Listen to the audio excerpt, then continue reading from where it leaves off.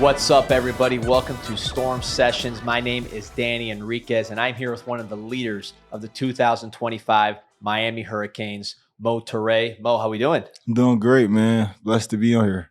No, blessed to have you on. And, you know, I saw your acting debut in that cruise line commercial, man. That was like a real production, multiple shots, and you guys killed it, man. What was that like being an actor for a day? Honestly, it was fun. I never did anything like that.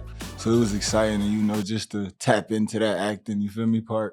It was fun. Were you looking at it like, man, I'm in my 7th year of college right now. You know, I didn't expect to be here. And now I'm sitting on a cruise line, you know, filming commercials, about to play for one of the top teams in the country, man. No. Have you even had a chance to reflect on like year 7 and just kind of where you're at? Honestly, yeah. I reflect every single day. Every day I wake up, I thank God, like, for putting me in this place, you know. And I look at it like year 7, yeah, but it's like I've been through a lot of things that made me get to year 7, of course, 2 ACL tears. And in the beginning, it was rough, but just like being here, it showed me that everything happens for a reason. You know, God put me through those trials and tribulations for me to grow into the man that I am today, and I'm continue to grow into. But like to be here playing at the University of Miami, it's a blessing. Like I get to play with some of the best players in the country on one of the best teams in the country. You know, I've never been on a ranked team before. I've never got to play in top 25 matchups. Like, so it's exciting. It's definitely fun. Packed house, you had like Rick Ross, all kinds of Hall of Famers like walking around. That stuff is crazy to me. Like that's not people you bump into on a regular. So for them to be coming to a game and supporting, it hit different. And obviously you and your teammates put on a show against one of the best running games in the country. So we'll get to football in a second, but just growing up, man. So you were the oldest in your family with the brothers? Out of my mom and dad kids, yes. I have 3 older siblings on my dad's side. Basically, no difference though. 2 older sisters and an older brother. We all always lived together. We're all tight, you feel me, close. And just growing up in New Jersey, are you in the like close to New York City part of New Jersey? Nah, I'm South Jersey, deep South, yeah. I've heard that there's like a thing between like South Jersey and North Jersey. Yeah. North Jersey, it's Jersey, but they act totally different from us. We 2 totally different places. What's the difference for those who don't know? North Jersey people act like they from New York. Simple as that. They want to be from New York. South Jersey, they call us country. I don't think we country. We got cities in South Jersey, but we just got our own identity, the way we carry ourselves, the way we act, you know. But Jersey is Jersey at the end of the day, you know. We all one, but North Jersey definitely is different. We're talking off air, just the Jersey tradition in Miami goes strong and now being extended with you. But, you know, growing up down there, right, what were you into? Were you always kind of a sporty kid as a little kid? Like, what were you like as a young one? Yeah, honestly, like, I got into sports around, like, 6th grade. My mom got me into them just so I could stay out of trouble, you know, keep my head on straight. And it honestly helped. Like, I fell in love with football. And I didn't, like, growing up, I didn't really have, like, 6th, 7th grade. I wasn't really thinking about playing college football. I just loved the game. But then once I got to high school and I got started getting notoriety and people started really paying attention to me and saying, okay, this kid can probably play at the next level, and then coaches started recruiting me. So when I really started to take it serious and, you know, it just skyrocketed. Yeah. Were you a physical kid growing up? Or you have like wrestling matches and all that? Or were you more chill? Nah.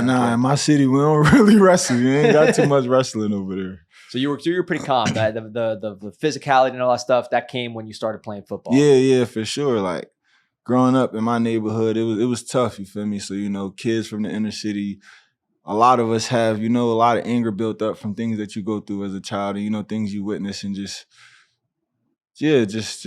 life, day-to-day life. So, you know, that was a way for me to express myself. Like a lot of kids, they get in trouble. That's their way of expressing themselves, doing things that they shouldn't be doing. And I found my way to express myself through football. Were you always at least in the early days? I know you played running back in high school. We'll get to that because I want to make sure they put the highlights on there so you can see that you had some. You still do have speed, but you had some speed with the ball. For sure, I got. But like when you started playing, were you a running back, linebacker? What position did you play? When you were a young kid? When I started playing, yes, actually, I was playing running back, linebacker, tight end. They even had me at safety. Like I wasn't always this big. I was small as a kid, so they moved me around a lot. And you had cousins. One of them, I believe, ultimately played in the professionals, right? Yeah. In the National Football League, 2nd round pick. Kimoko, if I'm saying it right, hopefully, Kimoko Toure. Yeah, Kimoko, yep. So seeing that, I know that took a while, but just seeing how he was playing ball and succeeding, was that something that you kind of looked to and said, okay, I could maybe get better and improve? Like, did you watch your cousin succeed? Yeah, for sure. Like, he got to the NFL when I got to college, and that was kind of eye opening for me because it showed me it's possible. Like it's possible. It can be done. Like when somebody in your family does it, it gives you a lot of hope. So like seeing him go through that process and getting to where he went to, it was honestly a blessing, and I was just grateful to be a part of his journey and be able to witness it and take in things and learn things from that. And when you were a kid, you mentioned you're playing all over. Did you like scoring touchdowns more? Were you more trying to hit somebody? Oh, no, I loved hitting people. I feel like kids to today's society, they love scoring touchdowns. They love the flashiness. I loved it on defense. Like, I'm going to come down and run in your face every time. I'm going to run through you every single time. What were you doing for fun as a young kid when you weren't playing sports? Just hanging out with my friends, hanging out in the neighborhood, just doing stuff that kids do. Yeah, man. Growing up, that's the neighborhood play, man. There's not enough of that these days. Everyone's kind of in their houses. We was always outside, ride bikes to this person's house, that person's house. We never were in the house. Used to get in trouble for being outside too much. So you mentioned at first you weren't looking to necessarily hey, this is what I'm going to be doing forever. You saw your cousin obviously have success. Your cousins have success, so you knew it was possible. When did it click for you? Like, hey, man, I'm good at this thing. I can really do some damage. I say after my sophomore season. After my sophomore season, I really I locked in. Like I realized so much, not just about the game of football and about myself. And I just transferred all my energy to football. Like football became an escape from reality for me. Like all the problems, all the things that go on in the outside world, everything that happens. Like when I'm on the field, I'm happy. I'm having fun. I'm enjoying myself. So I just fell in love with the grind. I fell in love with the process, like going out there, training every day, working every day, getting extra work. Like me and my friends were workaholics. Like that's all we did to keep ourselves busy, keep ourselves distracted. Do you play mad when you play, or you play, like you said, happy and just kind of, obviously you're aggressive. We know that because we see the film, but inside your brain, what's going on? I feel like it depends. Like I'll have moments, I talk to myself throughout the game. Like I'll have moments where I'm angry. It's like, all right, we're going to go run through my face. Then I'll have moments where I'm more calm. Like in the game situations, I got to be more calm. I can't think with an angry mind because I got to sort things out. I got to be able to communicate, talk to my teammates, you feel me? Stuff like that. Absolutely. So the recruiting process for you, we know how it turned out, right? You're starting on a top 5 team, packed house, but it wasn't like you were the blue chip recruit that everybody kind of was knocking down the door. I know you had interest, but it's like, I'll go back and watch your high school film to prepare for this. And I'm like, man, you probably should have been recruited a lot harder than you were just off what you did in high school. Forget what you're doing now. So what was that like, kind of knowing, hey, I'm better than what my recruiting interest is? Honestly, I feel like throughout my whole career, I've always been kind of slept on, but I use that as fuel. Like in high school, me and my class were one of the first kids to send people to Division I from Pleasantville High School in years. Like the last person that went there was Mr. Birch, and he taught there. He teaches there now to this day. So, he went to Howard University, but it's I always knew that I had to get it out the mud in a sense. Like I always got to grind for mine. I always got to work for mine. And that didn't discourage me. It just made me go harder. And that school, from what I understand, went through a transformation on the field. It wasn't just you having success. They became a winner when you were there. For sure, so what was that like? Before I got there, they were 0-10, 1-10, losing every year, Coach Sacco came in, and he helped us turn that thing around. He installed the mindset that we're going to go out here and we're going to work and we're going to work and we're going to work to get to what we want, and that mindset is still installed in me to this day. Whatever I want in life, I'm going to go get it, and I'm going to work for it, and I'm going to bust my ass to go get it. And you being one of the best players, how important was it to you to get that message across to your team to say, all right, come up with me. Let's lift this thing up? Honestly, I had guys around me who understood the game plan, and they were on the same mission as me. So when you got a group of men that are on the same mission, it's easier to get things done. Like being here, it's easier to get things done because everybody is on the same mission. Me, Bane, Mez, Wes, Popo, safety, everybody. Everybody is on the same mission. We all want the same thing. We all want to win. Your brothers, they're now following your footsteps, college athletes, and some more on the way potentially. Was that something you thought about? Not the college part, but just hey, I'm trying to set an example for these guys to know what it is to work and achieve? Yeah, for sure. Me and my brothers, we got a different type of relationship. We ever really had growing up, me and my siblings. So it's always different for us. We always push each other. We always text each other. And then once I actually started getting interest and offers, like it kind of made me want to push them more as well, you know, because they're great athletes. They've always been great athletes, but it was just installing that mindset, that killer mindset, like, listen, yeah, you're good, but there's always someone better. You know, you always can get better. You always can grow. There's always something to learn.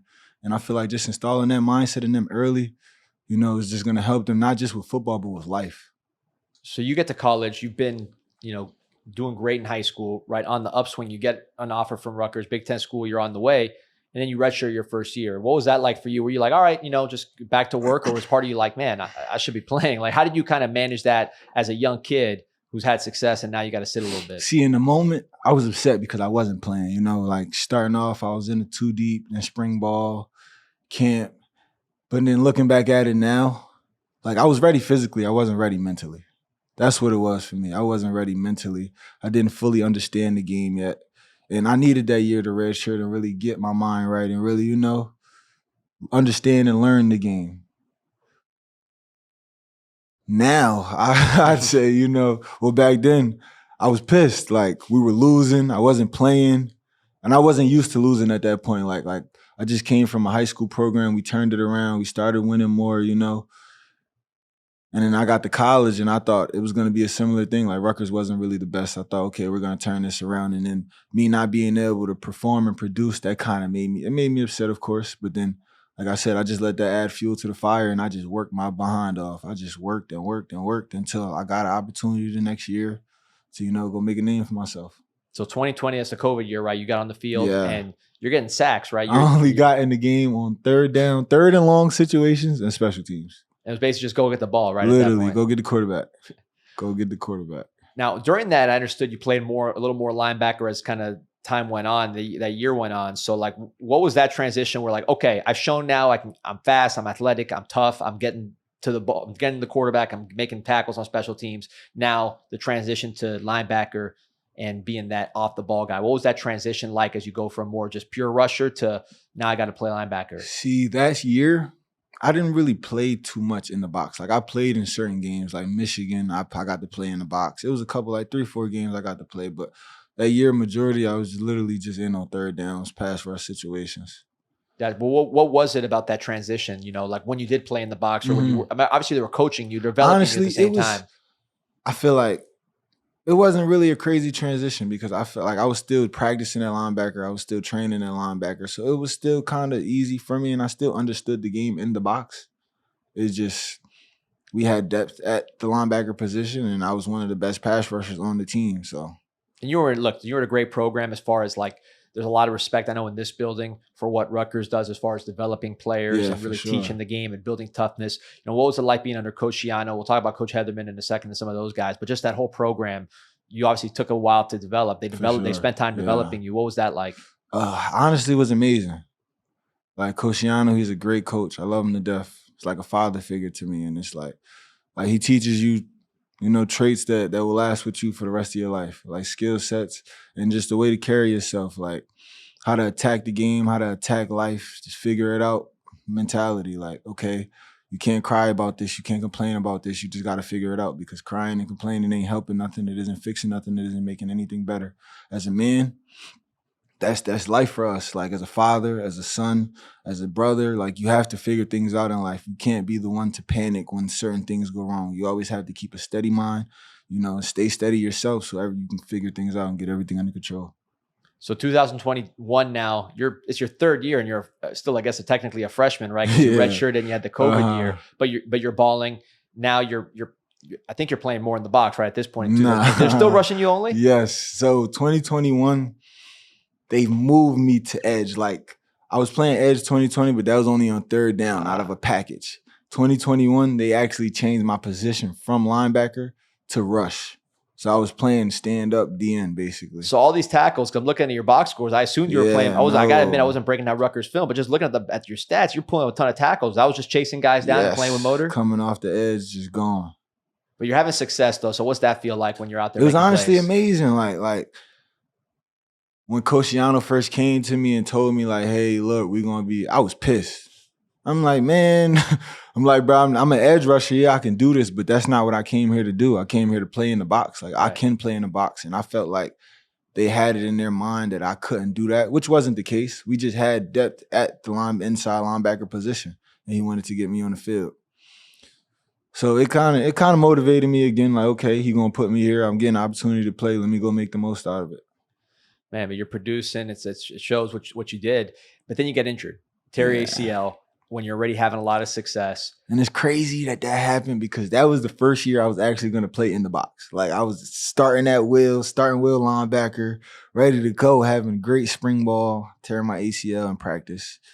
And that broke my heart, man. Like it broke my heart because I felt like that year was going to be my year that I really, really make a name for myself in the box. Like, yeah, people know, Mohamed Toure, he can pass rush, he can get to the quarterback.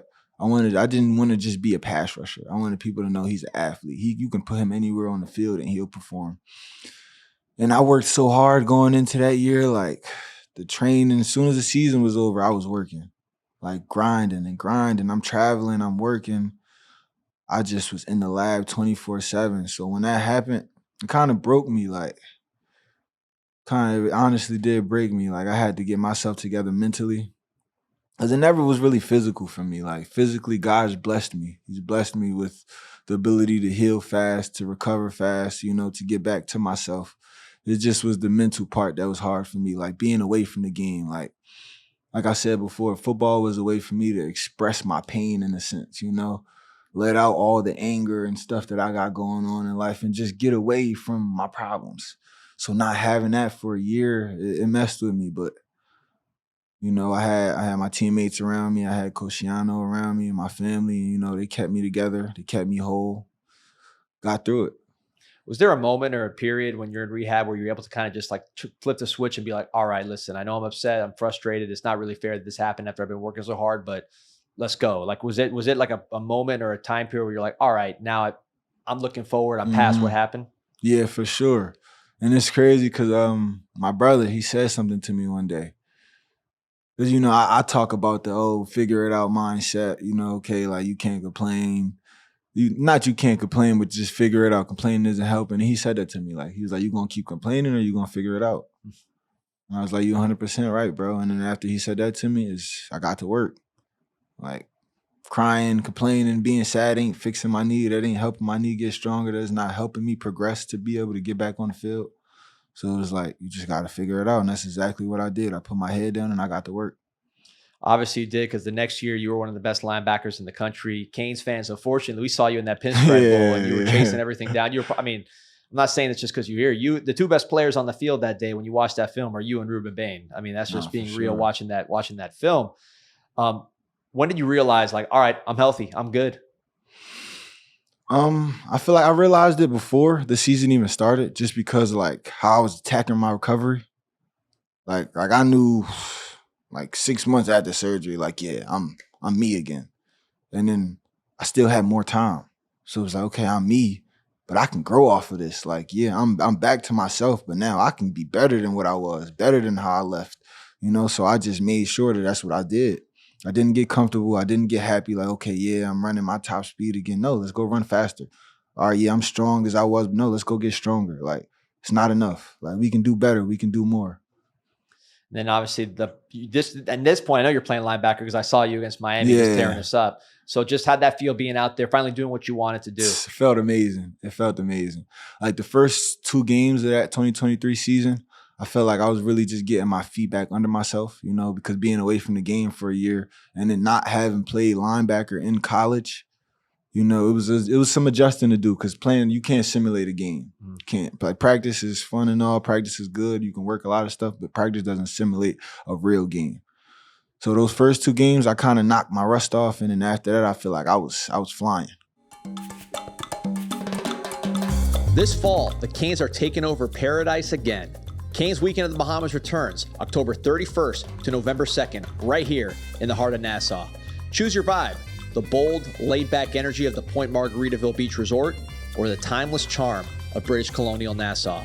2 beachfront escapes, 1 legendary weekend. Enjoy special rates starting at just $159 per night. Plus, big-time fan energy, exclusive events, Hurricanes legends, and an unforgettable island-style watch party. Lock it in now at Bahamas.com/Canes Weekend. Terms and conditions apply. Had a great season. And again, unfortunately, kind of similar story here. For the second time now, you tear your ACL after you're on top of the world, NFL buzz and all that kind of stuff. Having gone, so you've gone through it, so you know what it's like. At the same time, you know how much the rehab is, and you're like, you already did that. So like, how did it hit you the second time? Second time took me to a dark place. Like the first time was tough, but it was like I was still young. You know, I still knew I had time.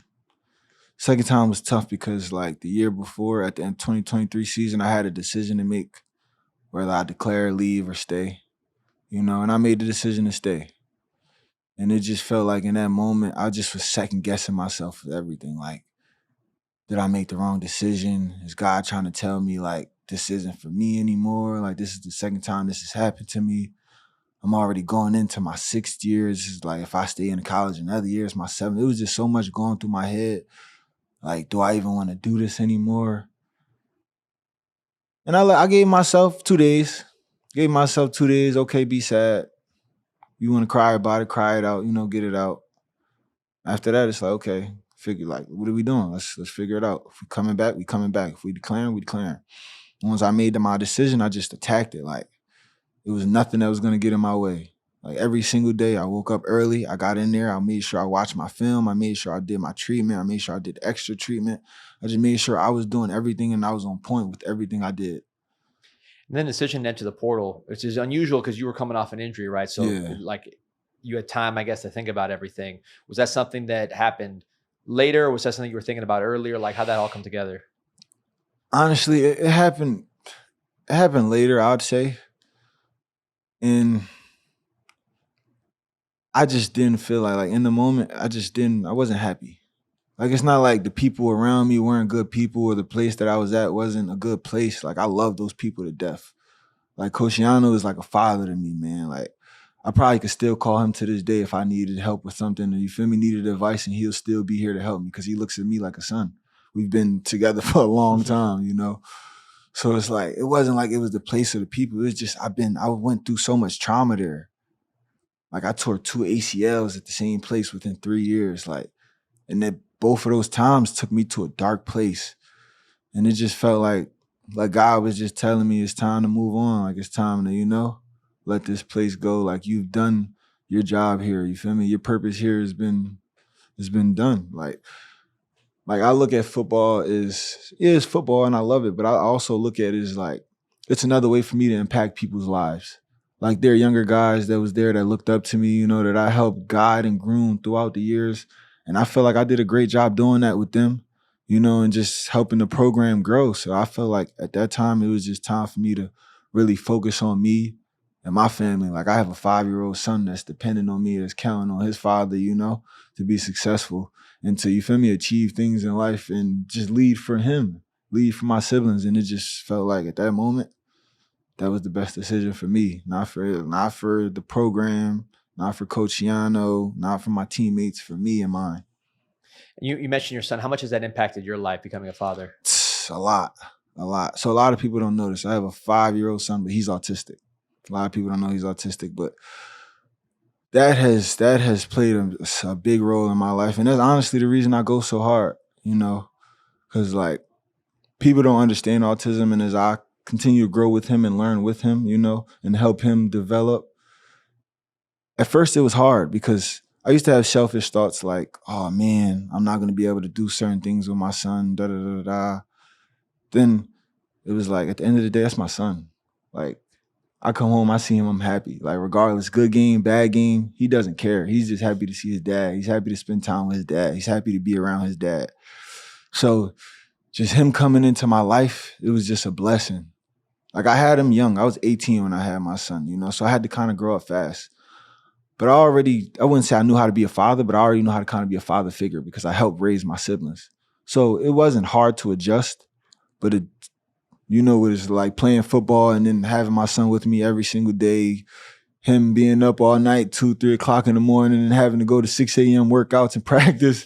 It was tough. It was tough. But those are the moments, like, I can honestly say, like, I look back and I cherish the most because those made me who I am today. Like, me having a son early pushed me and it made me grow. It made me grow faster. It made me grow up. And then on top of that, him being autistic, that made me go even harder because, like, I don't know how he's going to develop. I don't know how, you feel me, he will be later on in life. So it's like, it's on me to make sure that he has the life that I want him to live with no worries, to be able to be okay. Because this is a cruel world we live in. If we being honest, if we being real, like, everybody doesn't treat everyone fairly, you know? Everyone isn't kind. Everyone isn't genuine. And I understand that and I know that. So just trying to make sure that he has everything he needs. Yeah. So when you get into the portal here, you got a lot of things on your mind. You got a big decision. Yeah. I mean, I don't know if anyone's ever been really in your shoes, quite frankly, as far as, like, you mentioned you have your son, you have people depending on you in your family. You're entering your 7th year, which that alone is unusual because of COVID and the injuries and everything else. And then the other crazy thing to me is you're injured. You haven't played, but the teams after you, Miami, Penn State was in there, right? Yeah. I mean, there's some top, like, it's not like you went in the portal and people were, like, you were a secondary thought. You were like a prime recruit, even though you hadn't played in a year.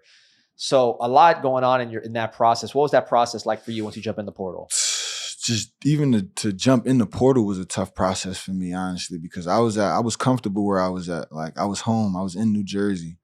You know, my son was with me 24/7. I got to spend as much time with him, help him develop, help him, you know, get to talking more and certain things, you know. So just leaving there was tough. So then when making the decision to enter the portal was tough. So once I actually made that decision, it was like, okay, what's the best fit for me, you know? What will help me get to where I want to go to? I'm like, my goal is to get to the NFL. I want to play in the league. Who's going to help me do that? What team is going to help me do that the best? And then it's just like, where do I fit? So, like, yeah, I visited Penn State. I visited Indiana. I visited a couple of schools, but it was just like, okay, when I came to Miami, Coach Corey being here, of course, that helped. Coach Hucks being here is another one of my guys that helped as well. But just when I came to Miami, I seen the team that they had and just the camaraderie. Like, even on my visit, they brought me in like I was already here, like I was already family, you know? And I'd say, like, that's a big thing to me. Family is huge for me. Like I grew up just around my family, like cousins, brothers. We always lived together. We always spent time together. And then once I got that feeling here, I'm like, this is the place for me. Like, I have a brother that goes to Penn State. I would have been with my actual brother, but it was like, in the moment, it was like, okay, is this what's best for me? Not for anyone else, for me. And I just felt like Miami was the best place for me, the best fit. Like, I looked at the depth charts. I'm be playing with dogs. I knew I was going to be playing with dogs. And then knowing Coach Corey Heatherman's defense, his scheme, because I played in it before, knowing his scheme, we were a top 15 defense at Rutgers. So you mix in Miami talent with that defense, I already knew this was going to be a movie season if I came here. I know you guys are close. I'm able to go out there and practice. I saw you catching passes because he was a quarterback, right? People don't know because he's defense. He was actually a quarterback in college. I saw you work on your hands. He was throwing it hard, man. You were catching it though. I was standing right next to you. I'm like, man, I hope he doesn't miss it. He's gonna pop me in the head. But you were catching him, man. So what's that relationship like with Coach Heatherman? It's honestly been amazing. Like, meeting him at Rutgers was one of the best things that happened to me. Because, like, yeah, Coach Yano taught me how to attack the game and how to, you know, go about things. But having Coach Corey as a position coach, it really showed me how to attack the game and then how detailed I needed to be, how I needed to communicate, you know. And he really taught me the X's and O's. Like, me and him used to be in, like, the DC. He used to have to come in to Coach Corey's office and tell us, like, listen, you got to let Mo go to home. You got to get some sleep. It's 10:30 at night. We in there all night just going through stuff, talking through stuff, going through X's and O's, him just explaining things to me. Like, not just what we're doing, but why we're doing it, you know, the reasons behind it, offensive schemes, defensive schemes. Okay, we like this personnel like this, so we're going to do this, or we like this, you know, just teaching me the real ins and outs of the game. So you come to Miami. I know you mentioned obviously Coach Heatherman and some of the players, the people side of it. But beyond the people side, just being in Miami, what was that like for you? I see you working on the beach. I know you got beaches in South Jersey. These are a little bit different than the ones you got at home. So what's been like? Miami was a place that I came here frequently. Like I used to come here all the time to train in the off season. So it's like now that I'm here, I don't have to go anywhere. You know, like I want to train there, I could just go 15, 20 minutes away and train with the trainers I was flying out here to train with. And just being out here is amazing. Like the weather, the atmosphere, the energy. It's always good. It's good vibes. People are nice out here. People are kind. It's just, yeah, it's amazing. And we talked about it up top. Let's get back to it now that we've gone through the whole journey. So now first game, Notre Dame, you're starting. You're going against what a lot of people consider either the top running game in the country, or I like to say number 2 to what we got here in Miami, but certainly one of the highest rated running games in the country. A lot of focus on you. You hadn't played yet, but I know a lot of the discussion before was like, you know, how is Toure, how are the linebackers going to deal with this running game? You know, what's going to happen? And then, of course, packed house. Everybody, it was a Sunday, so everybody was watching. I'm sure you had people back home watching you, hitting you up. I mean, it's your journey's crazy because like there was no buildup. You walked straight into this after all, like you hadn't played a game in what, a year and a half? Yeah, walked straight into the Lions then. I loved it though. Like I play for moments like those, you know, like I was in the Big Ten, so I've played against top running backs in the country. That didn't faze me. I wasn't scared I fear no man that walks this earth. So I wasn't scared of a running back or, you know, I played against first round picks, second round picks. Like I done did that already. So I wasn't really, it was just another game to me. But I loved the fact that it was a top 25 matchup. You know, the atmosphere was amazing. Like my welcome back game against Notre Dame, like I loved it. And it didn't really hit me until after the game. I was really sitting there and I'm like, damn. I'm on the top 10 team in the country, just played against another come on, man. Like you dream for moments like this. You dream, like I used to dream for stuff like this when I was in high school. Like I used to, like, it was just crazy. Like just looking around in the stands. Like I was speechless at first. Like, cause I shed tears cause it was like, I haven't played football in over a year, you know? So first game back, it was very emotional for me. Like, honestly, like I've been through so much to get to this point. So like just walking out there and hearing all the fans and seeing all the fans, seeing some of my family in the stands, it was a blessing, man. And then being able to go out there and just perform the way that we performed. Like I loved it. Like everybody energy was through the roof. Like everybody plays like each other. You know, we feed off of each other. We feed off of each other's energy. You play fast, I'm gonna play fast. You go hard for me, I'm gonna go hard for you. Why? Because I know what you got on the line. And you know what I got on the line. I know what you playing for. You know what I'm playing for. So we're gonna go every single play and I'm gonna work for you and you gonna work for me. That's just game one, man. So just getting started here. I ask this question to everybody, but for you, it's even different because of the injuries and the things you had to push through. But like when it's those real dark days and you don't feel like going to rehab, you don't feel like going to practice. I mean, far away from, you know, national TV, just day-to-day grind, like no one's watching and you got to wake up, get out of bed and either go to rehab. Thankfully now just go to practice, workout, whatever it is. What pushes you through to not just say, all right, I'm done, and actually do the uncomfortable thing? The people I have depending on me. And my love for the game. Like I wake up, I look at my lock screen, I see my son. You got to get up. You don't got no choice. You got a 5-year-old depending on you. Like, can't give up. You can't fold. You can't sit here and take a day off. You can't chill. No, there's a life depending on you. He didn't ask to be here. I made him. So I got to get up every day and work. Yeah, man. And then other question I like to ask to everybody. We know what's ahead of you. NFL career after this season, right? You're going to play pro, you're going to do your thing. But when you're retired, right? Professional career is done, hopefully 15, 20 years from now, right? Where do you see Mo Toure? I'm sorry. I see him being a mentor to younger kids. See him being a father. See him being a leader in his community. Possibly coaching high school or training, you know. I definitely want to stay around the game of football because I love it. I love football. Like football makes men. Yeah, honestly, yeah. You mean the country? You're going to have a nice house on the beach? What are you looking at? Honestly, don't know yet.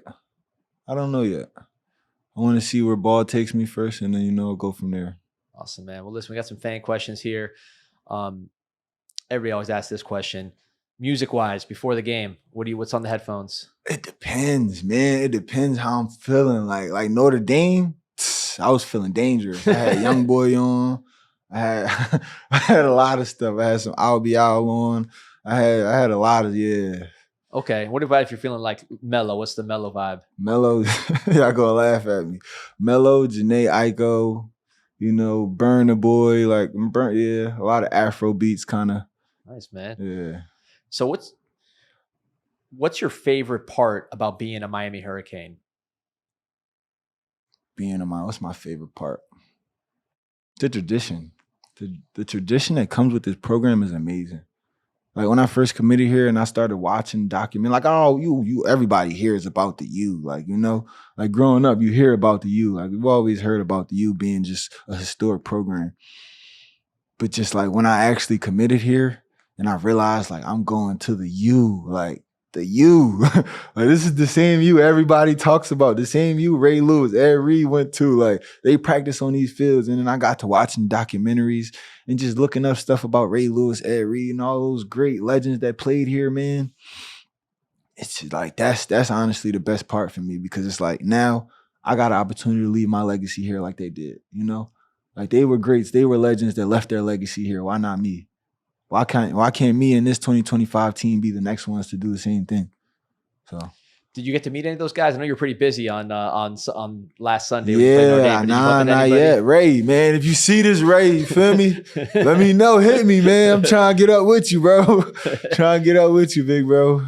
I know Mike Irvin's not hard to find. That guy's on the side. Nah, facts. I talk to Mike Irvin all the time. I actually was with him after one of the games, and that was just an amazing experience. Like talking to him, seeing him, chopping it up with him. Like he's a legend. What's it like for a guy that's a Hall of Famer to have that much energy for you guys, and kind of how do you feed off that? You feed up just like he on the field with us. Like he feel like he just got off the field and made a play. Like you getting ready to go out there and he talking to you, like you said, a Hall of Famer talking to you before you go out there on the field. You're gonna be juiced up, ready to go, knock somebody loose. So I know you're the first Mo Toure. So people always ask who you model your game after. I'm guessing you don't model your game after anybody. You're the first Mo Toure. But anybody you take pieces of, you're like, for sure. For sure. There are a lot of people I feel like I take pieces from. Like pass rushing, I love Hassan Reddick. In the box, I love Fred Warner, Raekwon Smith. Like those are guys that I watch all the time, you know, and try to just still mimic things from their game. Like Fred Warner, he is a student of the game to this day. The amount of film that he watches, I try to imitate that. Like I try to stay in here as much as I can to do those same things. Hassan Reddick, as much times as he works his pass rush moves, like people say he's an undersized pass rusher, that man gets to the quarterback, you know? So just finding people with my kind of similar stature, you know, and play type, you know, just watching them and seeing how they attack the game and how they do things. Yeah. Akeem Mesidor, he was here a couple of weeks ago. He's another older guy, right, who's been around. And he talked to me about how he was really changing his body and his routine. He was like doing yoga, he was swimming, and obviously he said it. And then we watched Notre Dame and we saw the results. I mean, he looked fast and really moving out there. As you've gone through everything you've gone through, just gotten older, like what ways have you gotten smarter about your own body and your own process? Honestly, and I feel like this is something that I learned a little earlier on. But I've kind of always took care of my body, made sure I did those things, you know, stretch, yoga, extra treatment. Like those are things that I really were already kind of on top of, especially after the first injury, because I didn't want to be limited. I didn't want anybody to be like, oh, he's not himself. His knee isn't back. Oh, he's stiff now. I didn't want any of that. So I just made sure I attacked those things. And as I got older, I started doing it more and more and more and more. And like even now, like when I first got here, me, Bane, King, we going to Pilates classes, you know. I'm going to yoga classes on the beach, trying to get working, you know, just using my resources around me. And especially being in Miami, you got 1 million Pilates spots, 1 million yoga spots, you know, and people are willing to help and, you know, show you some love because you're a king. Listen, if I'm a football player and I'm watching you guys tear up Notre Dame, I'm going to Pilates first thing, you know what I mean? But hey, man, Mo, appreciate you. Glad to have you here at the University of Miami. I know the Hurricane fans are excited to watch you the rest of the year and the rest of your career, man, because I know it's going to be a long, good one, man. So appreciate you joining us. Appreciate you guys for welcoming me to Miami, welcoming me to be a Cane. You feel me? We got an amazing rest of the season left. Make sure you guys come out this weekend. Go Canes. Yes, what a pro, looking at the camera. Storm Sessions, like and subscribe. Apple Podcasts, Spotify, also on YouTube, official Miami Hurricanes YouTube. And again, thank you to OmegaXL.